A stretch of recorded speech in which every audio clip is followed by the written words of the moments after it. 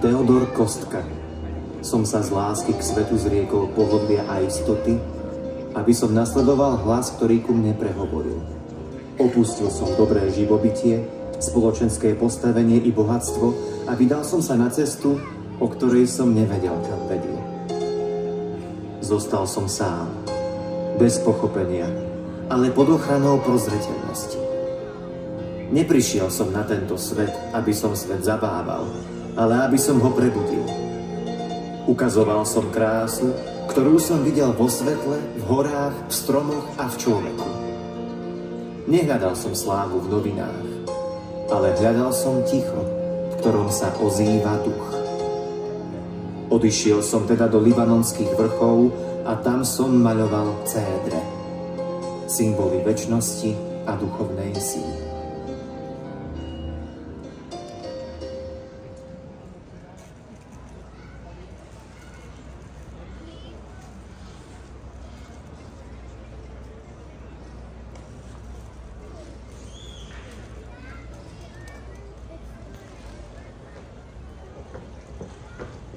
Lekárnik, nezdá sa vám ten váš nový pomocník nejaký čudný? Myslíte Teodora Kostku? A prečo sa vám zdá čudný, gnödige Frau? Minule som ho pozorovala. Nie, že by som ho sledovala, to nie. Náhodou som išla okolo a predstavte si, on stál na ulici a rozprával sa sám so sebou. Nikto iný tam nebol? Vravím vám, stál na ulici, takto vystieral ruku hore, pozeral sa na ňu, niečo si mrmlal. Tak som išla bližšie. Nie, že by som bola zvedavá, veď ma poznáte, ja nie. Len som naozaj chcela vedieť, čo robí. Pretože viete, on pracuje s nebezpečnými látkami a niektoré sú aj smrteľné. No chápem. A čo ste zistili? On sa vám rozprával s Lienkou.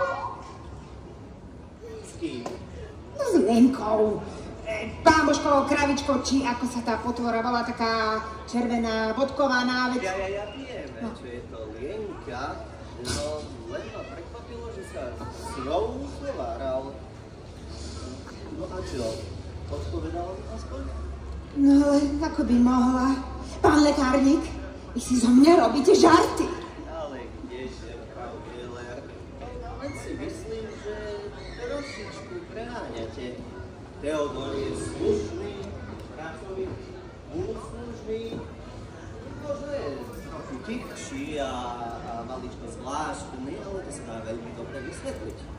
Aha, a preto diskutuje na ulici s Lienkami, čo?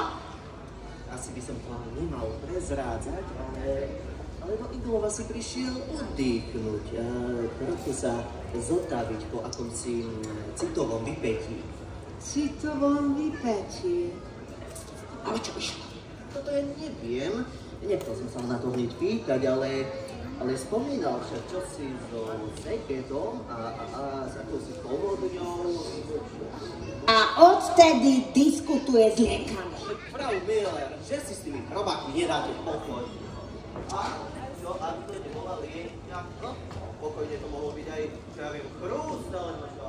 No dovolte, ja ešte rozoznám Lienku od Chrústa a hovorím vám, dávajte si na ňo pozor.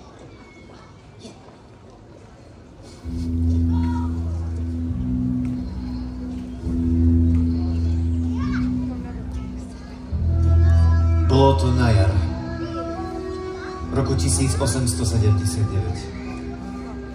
Z Budapešti sme ako študenti farmácie putovali do Segedu, kde sa strhla povodeň. Voda sa balila cez zrútené hrádze a pohlcovala mesto. V studenom nočnom vzduchu sme nosili ranených. Prechádzali sme ulicami plnými trosiek a ticha, ktoré prerážal len krik zúfalých ľudí. Neostávalo nič. len plač a štipľavý dym.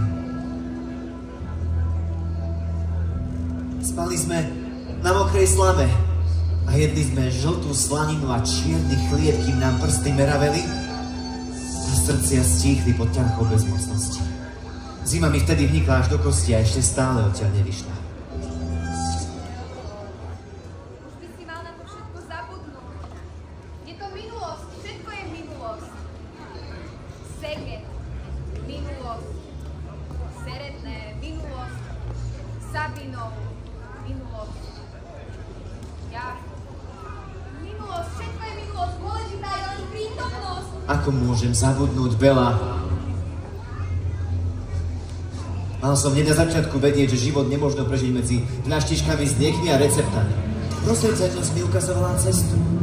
Zo smrti do života. Z tmy do svetla, z choroby do zdravia. Presne tak. A tá cesta ťa doviedla až sem do Iglova.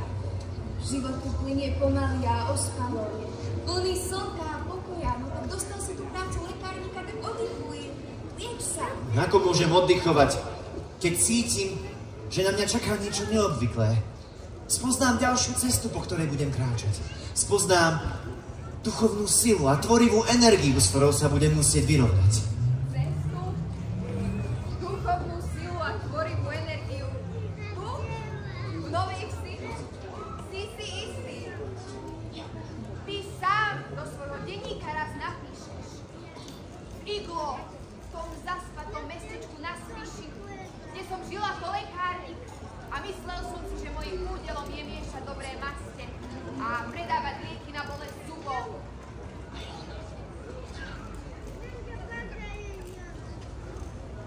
Predávať lieky na bolesť zubov a každý deň som videl v nich tváre, rovnaké zvyky, rovnakú nevedomosť a strach pred čímkoľvek novým. Posmievaš sa mi, Bela, ale nie je pochyb, že všetci smerujeme k lepšiemu svetu, kde spravodlivosť nezdyháva a radosť je večná. Ha! Ty rojkovi!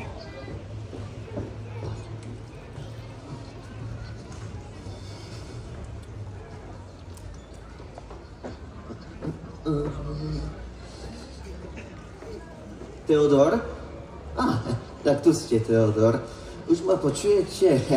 Mám tu nejaké recepty, ktoré by sme mali pripraviť. No, tak poprvé, ichtiolovú masť pre naďhlaslóne. Lekár píše, že má akýsi zápal v nohe, alebo čo. Potom prášky na nespavosť pre Frau Müller.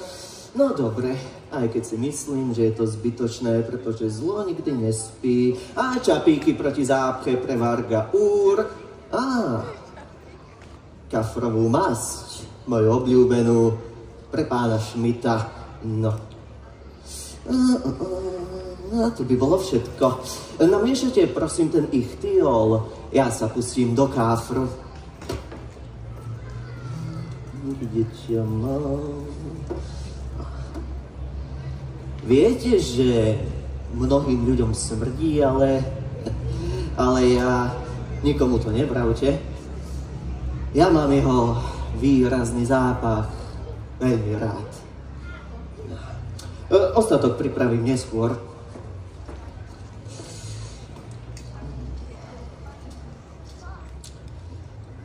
Teodor, naozaj by som nechcel, aby to vyznelo, že vyzvedám, ale... Ale raz by ste vedeli, čo som zač.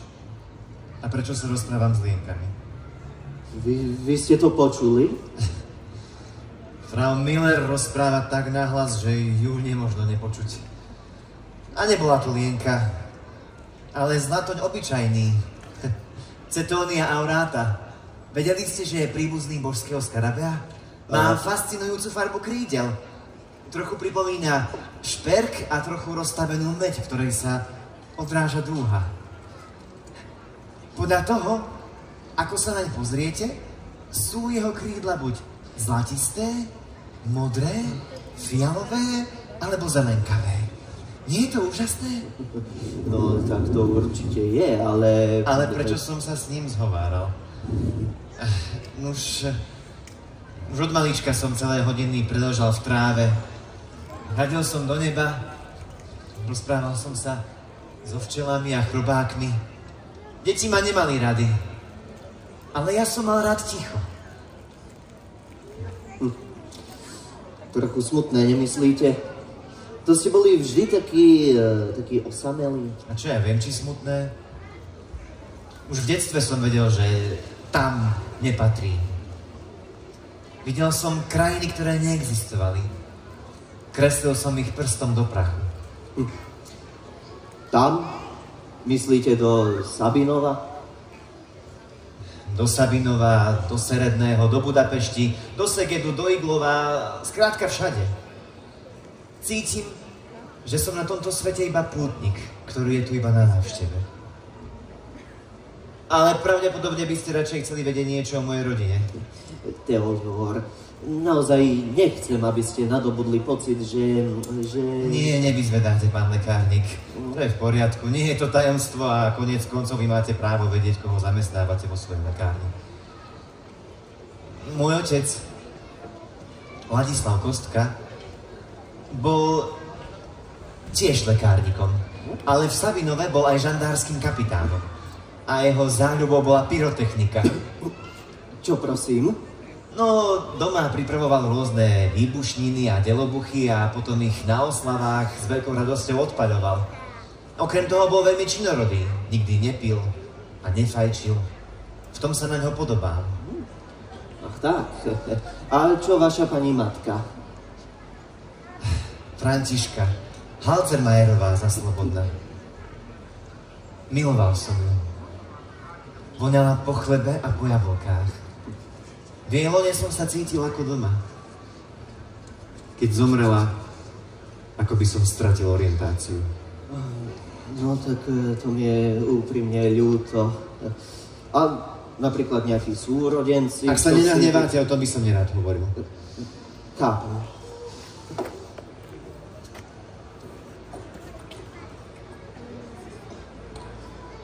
Ale mal som v detstve jedného veľmi dobrého priateľa, Jančiho Piriča. Bol otcovým pomocníkom a laborantom. Zaujímavé. Frau Miller už bude spokojná. Naozaj mi je ľúto, že ste to počuli. To nevadí, pán lekárnik. Ľudia ma už volali všelijako. Blázon, čudák. Ale najviac sa mi páčilo meno, ktoré mi dali deti v Sabinove. Napfiu. Slnečný chlapec. To preto, že som sa rád a často díval priamo do slnka. Hotovo. No vy ste šikovný, Teodor. Už aj ja. Pôjdem tie mastičky zabaliť. Ďakujem. A Teodor, mohli by ste tu trošku poupratovať, kým pôjdete domov? Ďakujem.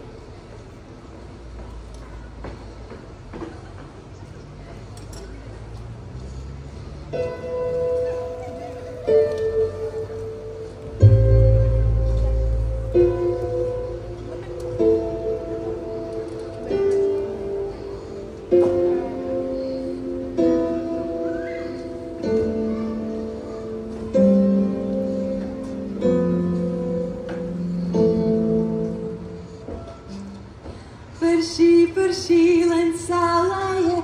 Pamätáš si, ako nám Janči spieval tú pesničku? Ako sa môžem nepamätať? Esik, eső, csepereg, megesztette a gyereket. Prší, kvapky padajú, chlapčeka malého zmáčajú. Vždy som si myslel, že to spieva o mne. Ako inak. A nie je zvláštne, že som lekárnikovi nepovedal o tebe, ale spomenul som si na Jančiho? Nemyslím si, že by to bolo zvláštne. Občas mi je za ním smutno. Za mamou a za ním. Rozumel zvieratám lepšie ako ľuďom. Brával ma so sebou k šteniatám a k líšťatám, ktoré priniesol z lesa. Krmil psy. Keď otec skúšal nové rakety, vždy ma držal za ruku, aby som sa nebál. Raz ma vzal medzi šteniatá. Pozri sa na nich, Teodor, aké sú zlaté. Môžem ich pohľadkať? Ešte nie. Len nedávno sa narodili a mama ich prísne stráži. Keby zacítila nejaký cudzí pach, napríklad tvoj, mohla by ich odvrhnúť. Naozaj?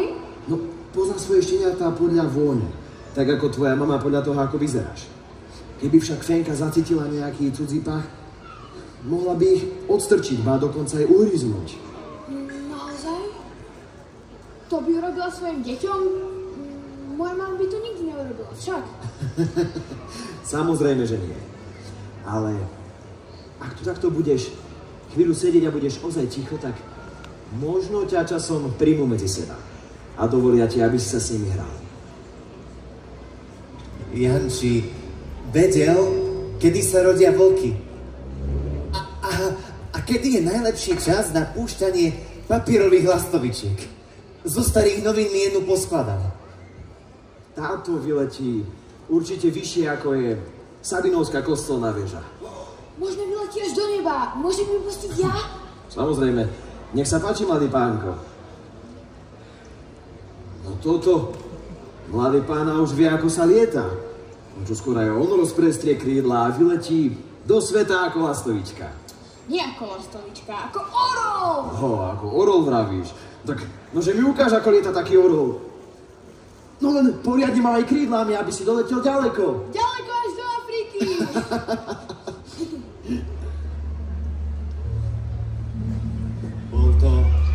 Bol to jediný dospelý, ktorý sa so mnou smial. V tú noc som spal s Jančiho papierovou lastovičkou pri posteli a sníval som o tom, že lietam nad domami. Opäť sa utápaš v spomienkach, braček. Ale v krásnych. Možno áno, ale stále sú to len spomienky. Mal by si žiť v prítomnosti a možno si nájsť nejakých priateľov alebo ženu, aby si nebol taký osamelý. Keby to bolo také ľahké.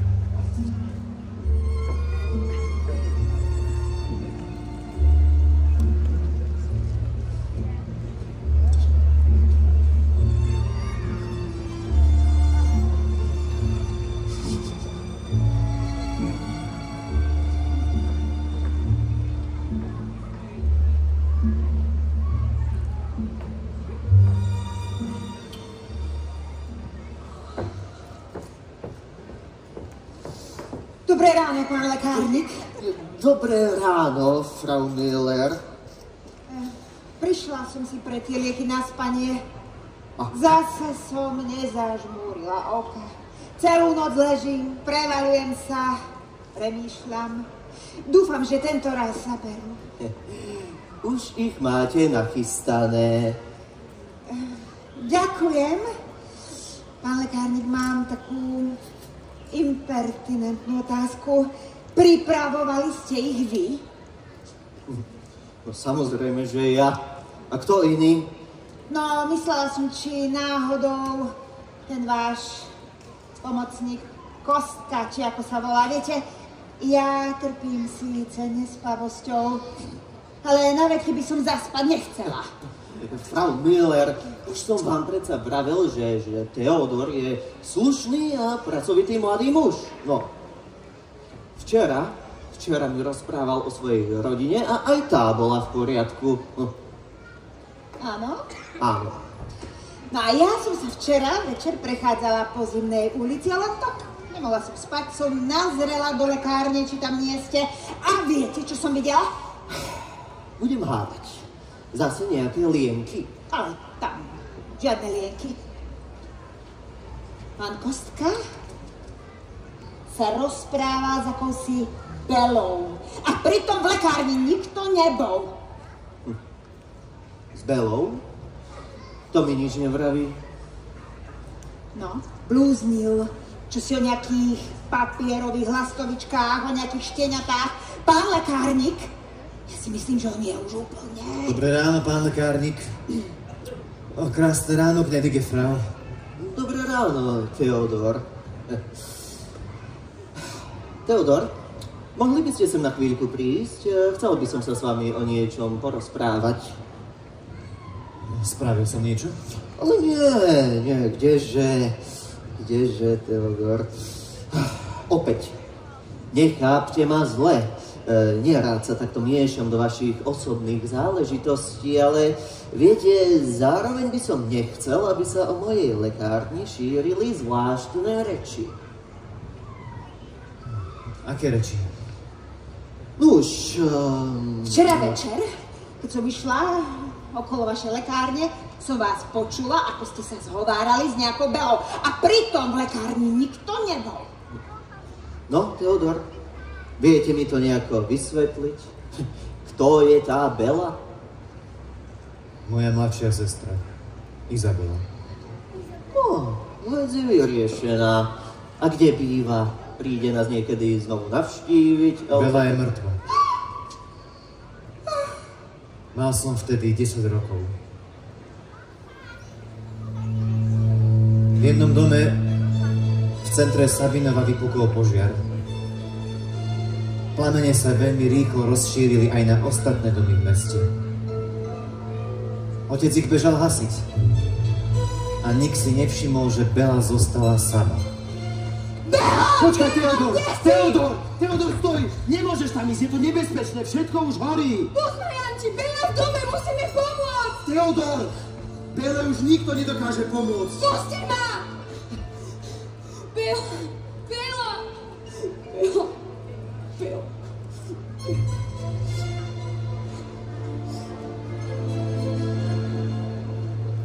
Moja malá sestra sa utopila v ohni.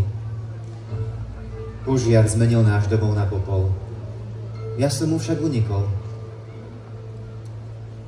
Zostal som ako vrak po búrke, nesúci v sebe všetku hrôzu, čo zostala. Odvtedy viem, že nič na tomto svete nie je trvalé. Iba bolesť a pamäť. Chudáčik, chudáčik. Toľko ste si vytrpeli. Môj úbohý. Ale... No ale že ja som na ňo zlý, hej? To ste chceli áno, vy povedať. stále, že vy Bela sem, Bela tam, povedz, čo za Bela? No. Teodor, no, nehnevajte sa. Ja som to tak nemyslel, ja som to o tom nevedel. Nechcete si na dnes vziať voľno? No. Ani nie. Ale mali by ste, pán Teodor, ste akýsi bledý. No, mali by ste ísť na vzduch, na výlet, do Tatier. Každý dnes chodí do Tatier, to je taká móda. O, a ste aj nejaký chudý. Príďte ku mne v nedeľu na obed. Napečím buchty. Dobre. Joj, zdržala som sa, musím už ísť. Ďakujem, pán lekárnik, a nebuďte taký prísny na Teodorka. No. A Vári som niekedy bol? Neby tých vašich lienok, tak... Teodor, no nehnevajte sa. Nechcel To som je v vás... poriadku, pán lekárnik. Mám tú smolu, že moja pamäť je ako zrkadlo. Vidím v ňom to, čo je a to, čo aj bolo. Možno preto sa mi občas zdá, že Bela je stále so mnou. Ja mám nápad. Čo keby ste si predsa len išli na chvíľku niekde oddychnúť? Ukážte, ja vám pomôžem. Vonku, sadnú na stoličku, na dvor, poďte, no len tu, tak, tu si sadnite, viete, ja pre vás momentálne v lekárni nemám žiadnu prácu, ale ako náhle sa niečo vyskytne, naskytne, objaví, hneď vás zavolám.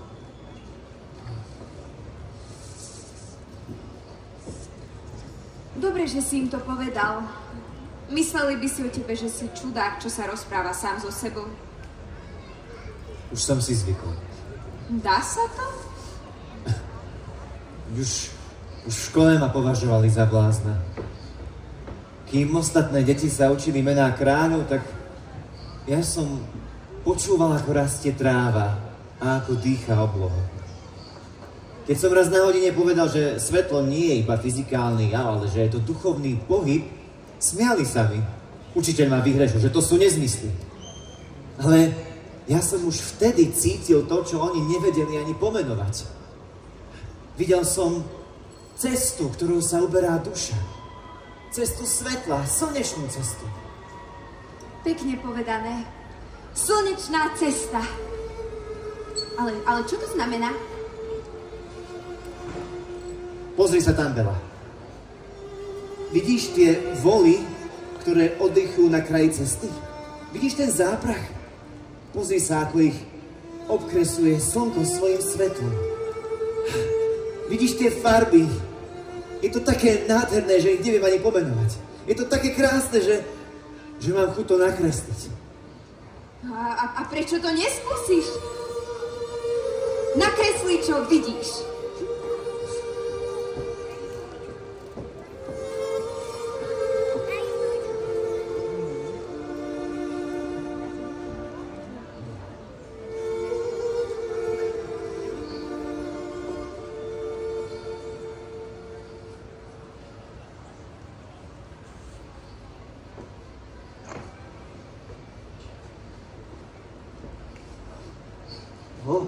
Teodor, veď to je úžasné.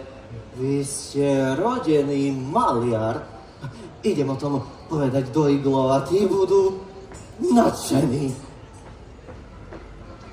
Sedel som na dvore úplne sám a kreslil som, keď sa mi na dlaň zosunulo malé trojuholníkové čierne semienko. V tom som za chrbtom spoza hlavy počul hlas. Silný, ale tichý. Prenikajúci, no bez ozveny. V tej chvíli som všetko zanechal. Vedel som, že ma oslovila sila zhora. Nie myšlienka, nie ilúzia, ale prítomné jasné volanie. Bol to bod zlomu.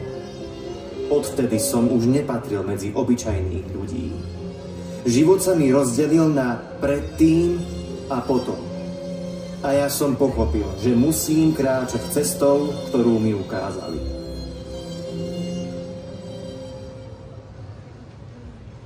Budeš najväčším maliarom slnečnej cesty na svete. Ty budeš najväčším maliarom slnečnej cesty na svete.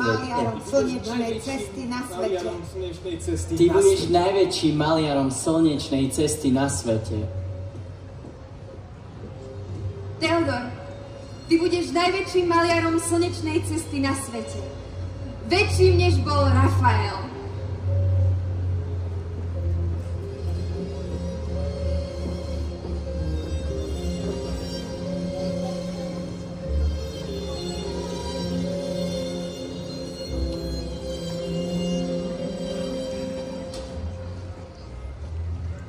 Teodor, vraveli ste, že budete väčší maliar ako Rafael?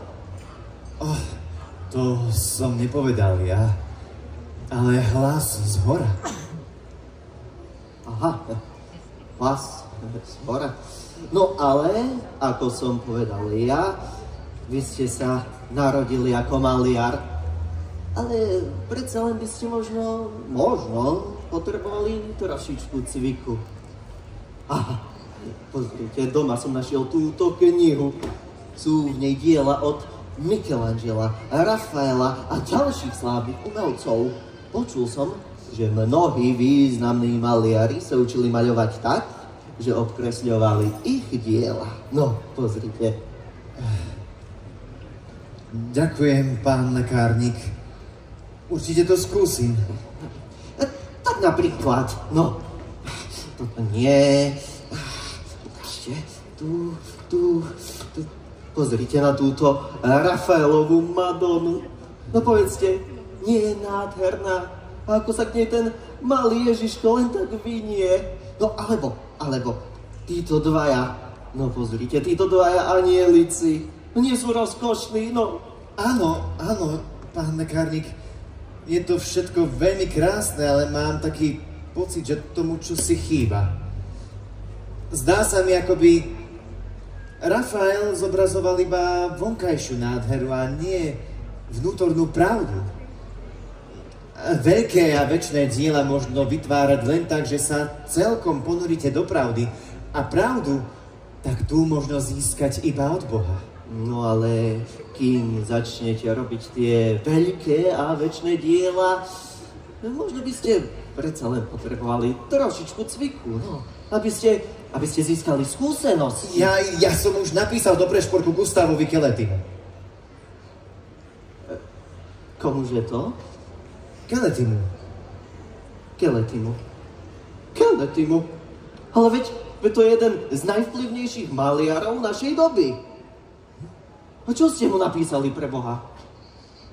Iba základné otázky.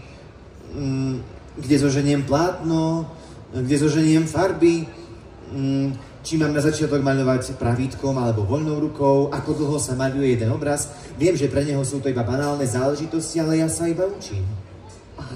A už vám odpovedal? Ešte zatiaľ nie, ale každý deň čakám na list, ktorý mi príde a v tom liste sa dozviem... Poštár mi dal list pre pána Teodora. Až pre Šporku, to bude niečo dôležité. Vážený pán Kostka, vaše presvedčenie je nepochybne úprimné a obdivuhodné. Vaša kresliarská úroveň však v tejto chvíli dosahuje úroveň 10-ročného študenta. Aby ste najskôr navštevovali miestneho učiteľa kresby a venovali sa základnému štúdiu. S pozdravom, Gustav. V poriadku. Nech je to tak, ako má byť. Čo to robíte, Teodor? Odchádzam. Nemôžete len tak odísť. To sa nedá. Musím vykročiť na svoju slnečnú cestu. Neprekáža mi, že to ostatní nepočujú, lebo sú hluchí, ale jej volanie mi znie v krvi a moja duša si žiada svetlo. Ale kam chcete ísť? Za svetlom, do svätej zeme, aby som tam namaľoval skutočný obraz jeho zrodenia. Do svätej zeme, Teodor, počkajte. za murom.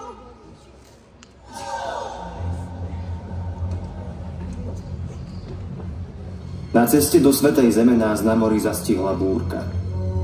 More zúrilo, loď praskala, ľudia sa modlili a nariekali. Nebo sa zmietalo v bleskoch, vlny sa dvíhali do výšky. Ja som bol však pokojný. Vedel som, že sa nemôžem stratiť. Mám poslanie, musím namaľovať Betlehem. Búrka však naďalej zúrila. Vlny zmietli všetko z paluby a loď sa naklonila nabok ako opitá. Na palube nezostal nik. Stožiare praskali, trup sa otriasal. Voda sa valila aj do kajút, všetko sa lámalo a ničilo. Nastala čierna tma, v ktorej zúrivé vlny tancovali divoký, strašný tanec. A vtedy som znovu stál z očí v oči svojmu osudu. Mám naozaj ukončiť svoj život v tejto hroznej búrke a naveky sa stratiť bez stopy? Ak to odo mňa žiada neviditeľná božská vôľa, nech sa tak stane.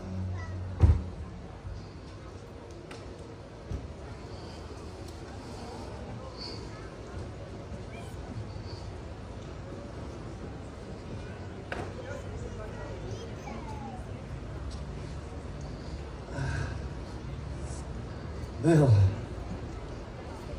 pamätáš sa, ako som v detstve spadol do studne? Nie, ty sa na to vlastne ani nemôžeš pamätať. Nebola si ešte na svete. Ani ja sa na to vlastne ani nepamätám. Rozprávala mi to len mama. Bol som ešte malý a počas letných horúčav ma poslali po vodu k akejsi studni. Neviem, možno som sa príliš naklonil, alebo som sa len chcel dotknúť striebristej hladiny.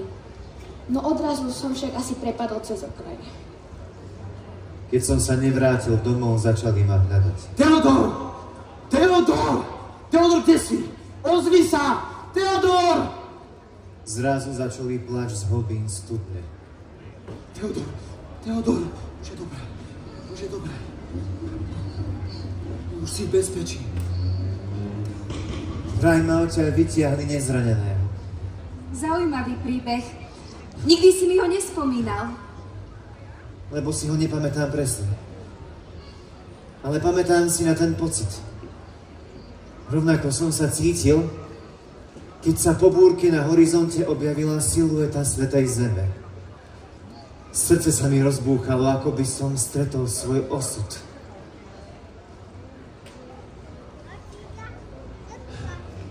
Bol som na tomto svete iba pútnik, ktorý prišiel namaľovať miesto, kde sa zrodilo svetlo.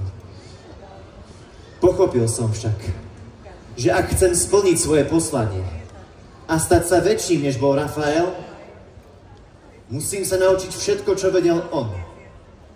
aby pravda, ktorú som videl vo svetle, mohla byť zreteľná aj iným.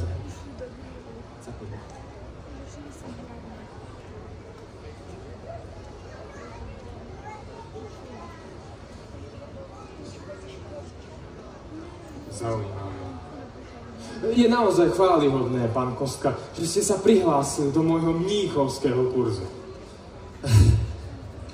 Porozumel som, že nestačí iba božské vnúknutie, ale aj ruka musí poslúchať a maľovať to, čo chcem. Preto som sa prihlásil k vám, majstro Holóši. Chcem sa od majstra učiť, ako maľujú majstri. Správne, pán Kostka. Máte nesporný talent. Videl som niektoré vaše maľby. Sú síce pekné, ale chýba vám technika. Perspektíva vašich malieb je trochu slabšia. Farby... Odkiaľ vlastne máte svoje farby? Vyrábam si ich sám. Čože? Nuž, vyštudoval som za lekárnika, tak sa vyznám v miešaní rôznych prípravkov. Ja tomu rozumiem, ale nebolo by jednoduchšie si ich kúpiť? Bolo, ale stojí to veľa peňazí. A navyše v obchode nemali presne také odtiene, aké som potreboval. Aké odtiene? No, bolestivá ružová, slnečná žltá, mrazivá modrá, plamúca červená. Aha. Pozor na to svetlo, pán Kostka. Skúste ho zachytiť tak, ako dopadá na objekt. No, o to sa celý čas snažím, lebo svetlo je pravda. Ja vlastne ani nemaľujem veci, iba svetlo, ktoré ich oživuje. Zaujímavá myšlienka, pán Kostka, ale mali by ste sa viac držať predlohy. Využite znalosti, ktoré som vás naučil. Znalosti kompozície, perspektívy, anatómie. Tak, ako to robili starí majstri. Ale ich diela sú mŕtve. Ich tiene a línie sú síce dokonalé, ale chýba im oheň, svetlo a pravda. Ich diela sú mŕtve? Kto ich potom prekoná? Ja budem maliarom slnečnej cesty. Oni maľovali len to, čo videlo ich oko, ale ja maľujem to, čo vidí duša. Čo vidí duša? Tak pokračujte, pán Kostka. Zvláštny človek. Sebavedomie mu nechýba. Je to génius či blázon?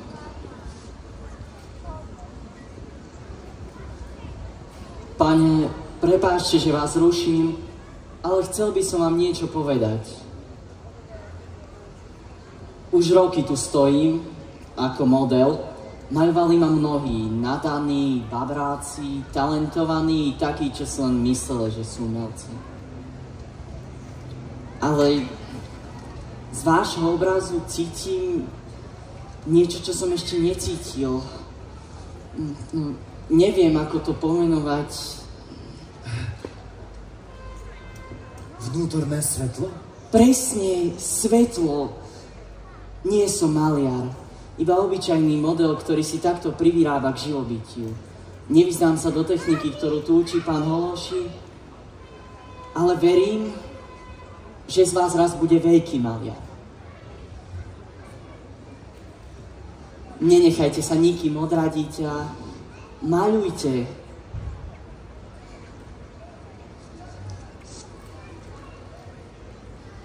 Počúval som vnuknutie, ktoré mi predpovedalo, že budem maliarom slnečnej cesty. Aj radu tohto jednoduchého muža. A maľoval som. Rozvíjal som sa. Ako strom. Ako céder, ktorý som videl na svojej ceste v Libanone. Nemaľoval som len miesta, ale snažil som sa zachytiť ducha tých miest. Neviditeľné sily, ktoré prebývajú v konkrétnej krajine. Od Balkánu až po Blízky východ. Nepotreboval som pamiatky. Hľadal som prítomnosť. Nie kamene, ale slovo, ktoré kamene nesú. A keď som cítil, že sa to miesto ku mne prihovára, že sa v ňom ozýva niečo väčšie než ono samo, vtedy som zobral štetec. Vtedy som vedel, tu treba maľovať. Božia prozreteľnosť mi nedovolila odpočívať a prinútila ma, aby som počas návštevy Svätej Zeme namaľoval osamelý cédrový strom v Libanonskom pohorí. Ten strom nie je len céder. Som to ja.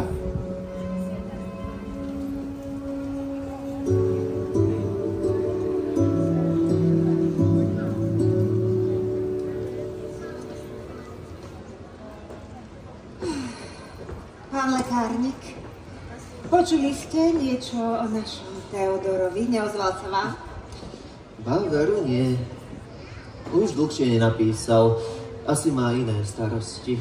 Ale počul som, že si zmenil meno na Teodor Kostka Čontvári. A že mal dokonca výstavu až v Paríži. Paríži? Nové meno? Čontvári. To už je Ili umelec, keď vystavuje v Paríži. No to teda je. A vy ste si mysleli, že je blázon, lebo sa rozprával s lienkami. Ale no tak nebolo to s lienkami, bol to s latoň a mýliť sa môže každý. No, ale uznajte, to by bolo niečo, keby to bol motýl. To by sa viacej hodilo k maliarovi. A neviete, čo je s ním teraz? S Teodorom, nie so Zlatoňom, samozrejme. Nepíšu tam niečo? Kažte? Baueru píšu. Prednedávnom mal výstavu aj v Budapešti. Budapešti? No tak to potom možno bude mať výstavu aj u nás v Iglove. Vlastne asi nie. Ľudia v Iglove nechodia do galérie. Umenie ich nezaujíma. No, zdá sa, že ani tých v Pešti nie.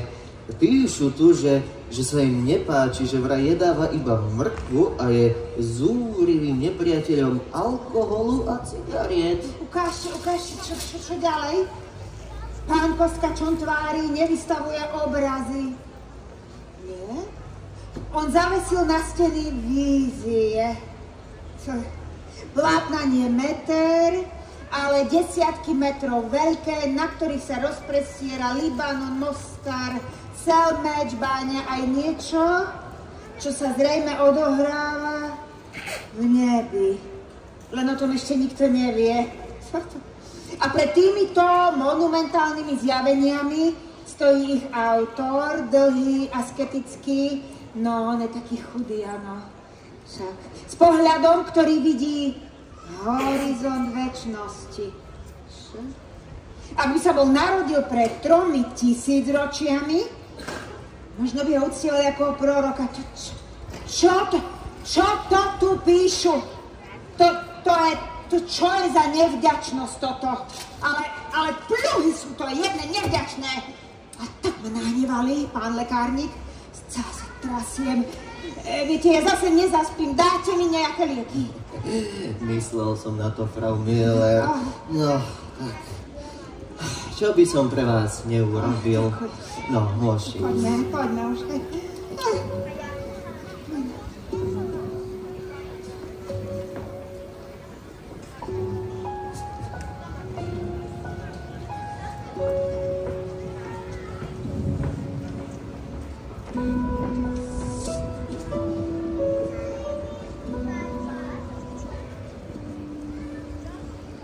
V kruhovom pavilóne galérie visie na stenách plátna akéhosi Teodora Kostku Čontváriho. Najväčšej pozornosti sa tu teší jeho obraz Osamelý céder. Strom tak mohutný a ohnivý, ako by do ňoho udrel blesk. No on sa rozhodol žiť večne. Vyrastá z červeno-zlatej zeme, ťahne sa k nebu a jeho konáre pripomínajú ramená ukrižovaného obra, ako meč namierený proti svetu. Obloha za ním nepozná faru svetu, ale vyžaruje z nej vnútorné svetlo. Akési duchovné fluidum, ktoré pozorovateľa zarazí a, ak má odvahu, i oslovuje. Nie je to krajinomaľba. Je to náboženská vízia bez cirkvi. Mystika bez dogmy. Je to ako keby prorok Izaiáš vzal do rúk štetec, namaľoval strom a pod neho napísal: Hľa, tvoj osud.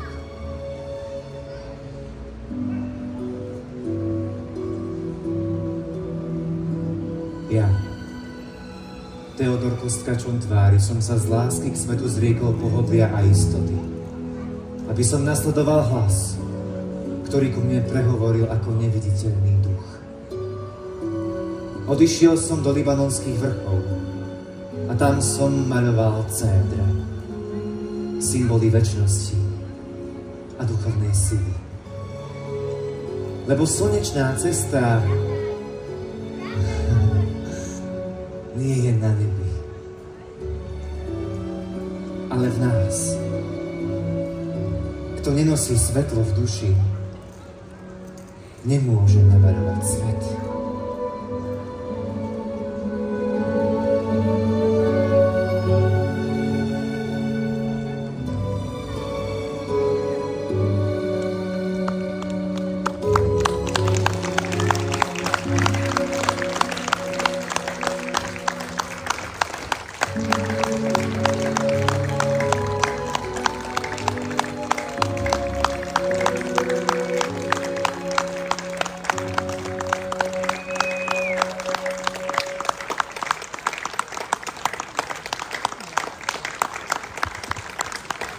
Tlieskate divadlo Teatrálnej skratky, tlieskate Peťovi Karpinskému, vynikajúcemu autorovi. Áno, pozrite sa, máte standing ovation.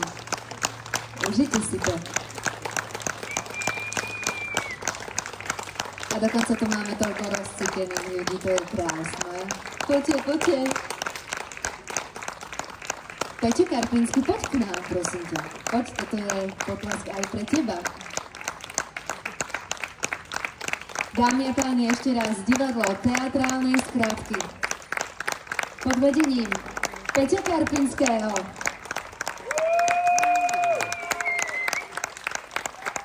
Toto je pre vás. Táto partia ľudí nám rok čo rok obohacuje naše zmysly, naše vedomosti o dávku histórie aj o našom meste. Ešte raz ďakujeme veľmi pekne. A v takom počasí mohli aj mrznúť, takže aj preto bol veľký potlesk. Moje hodinky ukazujú 17:47. O 8